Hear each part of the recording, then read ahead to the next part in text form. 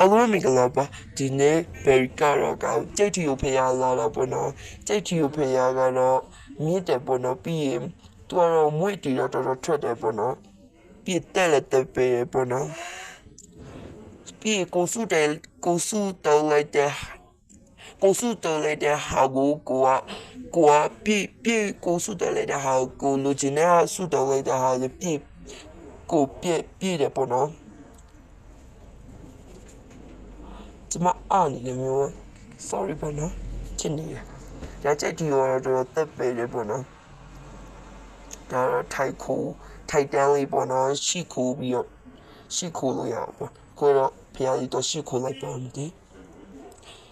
ပြီးရင်ကြိုက်တီကိုမှတော့စုတော့မဖြစ်ပါနဲ့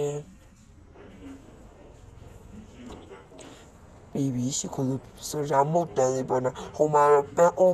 တန်းလေးပေါ့နော်ပြီးရင်ကြိုက်တီကိုဖျားမှာတော့စုတော့မဖြစ်ပါနဲ့စုတော့ပြီးဆိုတော့ဒီနေ့ဗီဒီယိုလေးကတော့ဒီလောက်ပါပဲကျမ